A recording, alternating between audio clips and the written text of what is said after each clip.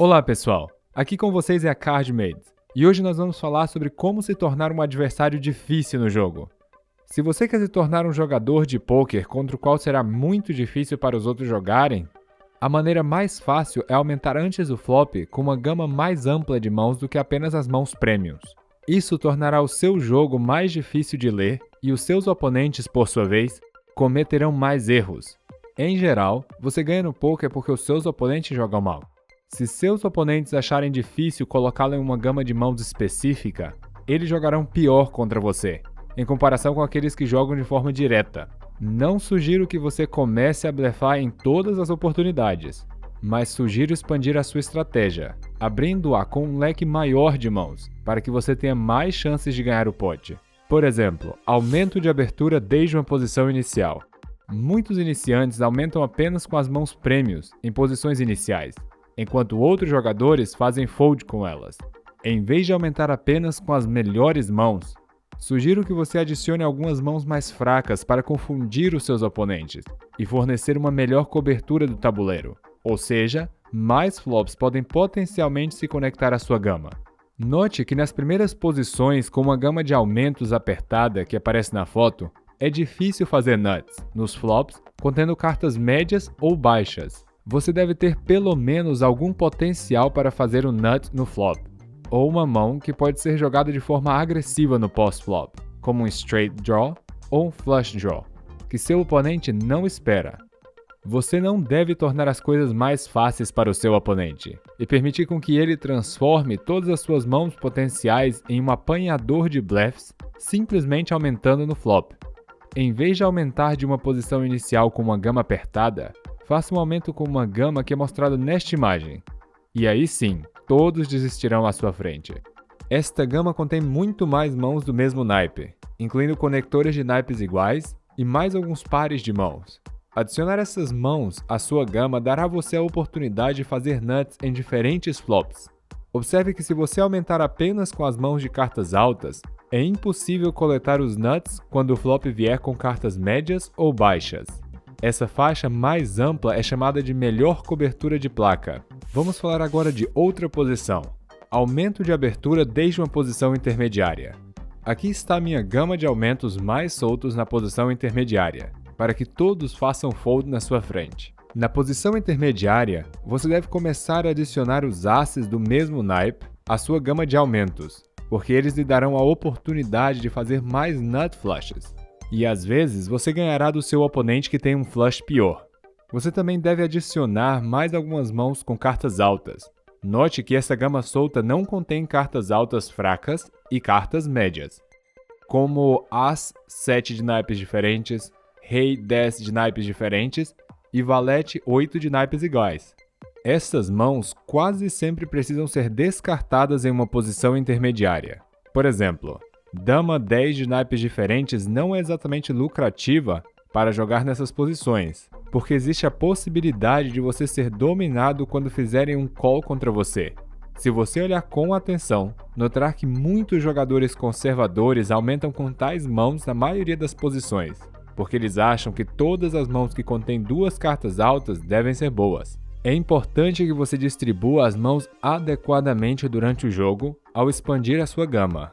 Normalmente, você deve adicionar à sua gama mãos que se conectem bem com o flop, não mãos que formem um par top ou um par médio com um kick marginal. Vamos para a nossa próxima posição, aumento da abertura desde a posição cut-off. Aqui está a minha gama de aumentos solta na posição do cut-off, o lugar à direita do botão, quando todos os jogadores então desistem na minha frente. Ao se aproximar do botão, você pode começar a aumentar com muitas mãos piores. Isso ocorre porque poucas pessoas terão uma mão premium e há menos oponentes possíveis que irão querer explorar você.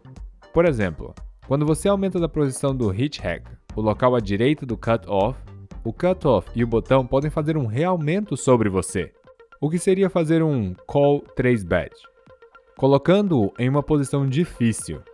Da posição low jack, o local à direita do hitch hack, você também deve se preocupar com o hitch hack. Conforme sua posição melhora, você pode aumentar com uma gama de mãos mais ampla. A nossa próxima posição será aumento de abertura desde a posição do botão. Aqui está a minha gama de aumento solta na posição do botão quando todos os jogadores desistem na minha frente.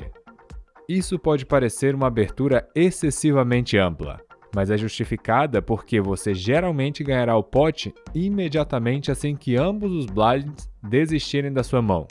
Quando um dos blinds paga o seu aumento pré-flop, você geralmente ganhará o pote com C-Bet, quando aquele que fez o call não puder melhorar a mão no flop, independentemente de você ter melhorado a sua mão ou não. Bom, a pergunta que fica no ar então, qual seria o tamanho do aumento? Eu recomendo a você fortemente que você aumente com o mesmo tamanho em todas as suas mãos, independentemente do poder dos seus oponentes no pre-flop. Embora eu entenda que muitos iniciantes fazem grandes aumentos com apenas algumas mãos, porque eles têm medo de serem derrotados, e isso é um erro terrível. Esses grandes aumentos protetores, de fato, revelam a força das cartas a todos os oponentes e mostram a eles que você tem uma mão que precisa de proteção. Em vez disso, faça um aumento do mesmo tamanho com todas as mãos para esconder o poder da sua mão. Existem dois pontos principais quando você precisa ajustar o tamanho do seu aumento pré-flop. O primeiro ponto: se o tamanho da sua pilha ou stack diminuir. Neste caso, você deve aumentar com um tamanho menor no pré-flop. Vamos tentar colocar isso em números. A grosso modo, com um stack de 100 Big Blinds, você deve aumentar 3 Big Blinds. Com um stack de 50 Big Blinds, você deve aumentar 2.5 Big Blinds. Com um stack menor, você deve aumentar 2 ou 2.25 Big Blinds. O segundo ponto: se os jogadores nos blinds pertencem a jogadores de classe mundial, então você geralmente tem que aumentar um pouco mais do que o normal, talvez metade de um blind ou mais do que você normalmente aumenta.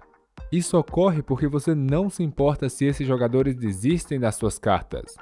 Claro, abrir com uma gama maior de mãos, na esperança de que seus oponentes desistam no pre-flop ou desistam de um C-Bet pós-flop, só funciona quando você abre com um aumento. Se você entrar de limp, aquele negócio que você entra pagando apenas o Big Blind, outros jogadores farão também um limp, e você perderá a vantagem de ser o agressor dessa rodada. Reflexões sobre uma gama solta no pré-flop. É importante notar que, em média, a longo prazo, você vai ganhar ou perder uma certa quantidade de dinheiro em cada mão. Sua tarefa é descobrir como jogar o maior número possível de mãos de forma lucrativa.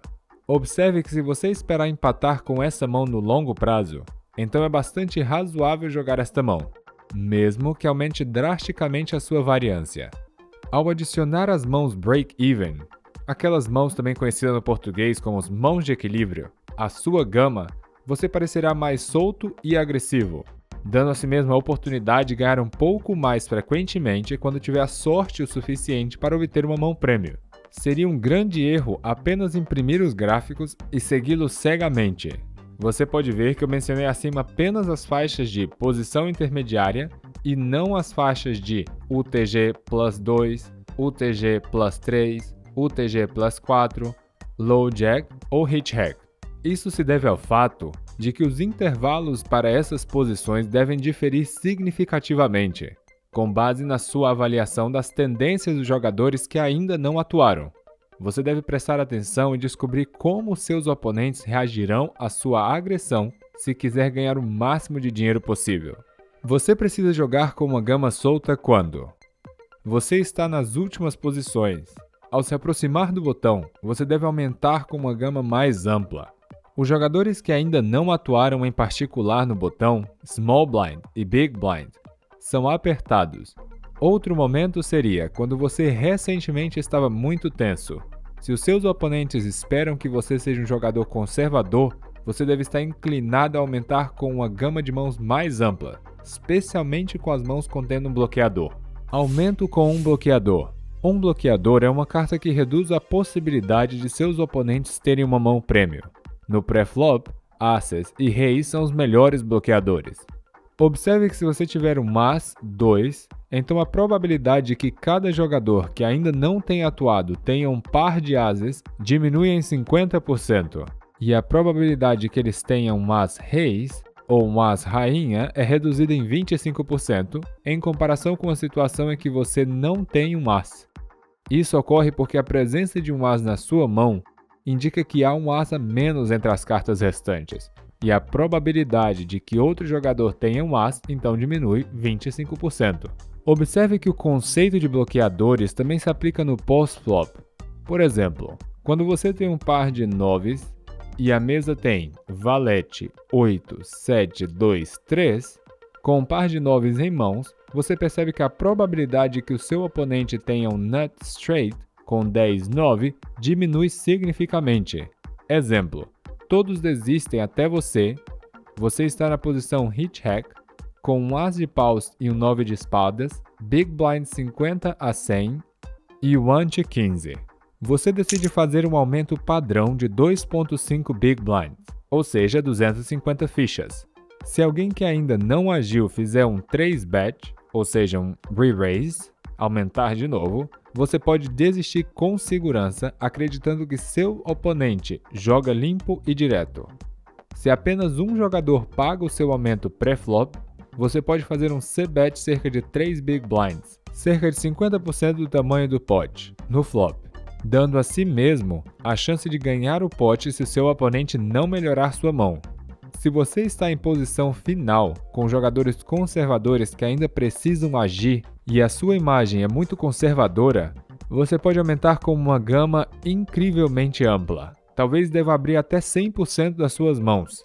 Isso ocorre porque os jogadores mais conservadores continuarão a jogar contra o seu aumento com apenas 14 melhores mãos, ou seja, 6% dos casos. Quando esses três fatores se juntam, estar em uma posição final, jogar com jogadores conservadores que ainda precisam agir e ter uma imagem conservadora, você pode cruzar os limites o máximo possível.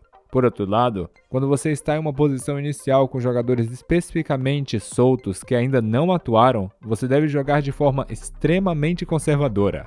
Vejamos outro exemplo. Todos existem na sua frente, você está com uma pilha de 59 big blinds no botão, com 7 e 4 de naipes diferentes. É sabido que ambos os jogadores nos blinds jogam com uma estratégia moderada e apertada. Esta é uma ótima situação para fazer um aumento de 2.5 big blinds. Se qualquer um dos blinds decidir fazer um 3-bet, então você deve desistir com segurança. Se um deles somente pagar, você pode jogar com segurança no post-flop. Se você escolher as situações certas, descobrirá como roubar o pote a maioria das vezes pré-flop com risco relativamente pequeno.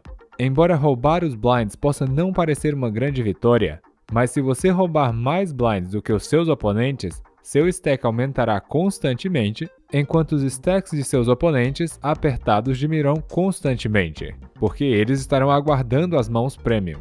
Exemplo: Big Blind 200 e 400, ante 40. Você tem rei e valete de naipes diferentes e está na segunda posição. O jogador na primeira posição desiste. Embora o rei e valete de naipes diferentes, como regra, seja uma mão boa, aqui você precisa desistir. Há uma grande probabilidade de que alguém que ainda não agiu tenha uma das mãos jogáveis, a maioria das quais dominará você. Ao aumentar, você ou rouba os blinds ou será forçado a jogar com a mão marginal, geralmente sem posição. Apesar do fato de que o fold possa parecer uma decisão apertada, esta será a escolha certa. Em uma posição inicial, você deve cruzar a linha com muito menos frequência. Bom, pessoal, por hoje é tudo. Espero que vocês tenham entendido e se vocês tiverem alguma dúvida, pergunte nos comentários. Você gostou do nosso vídeo? Então dá aquela curtida e assina no nosso canal. Vejo vocês em breve.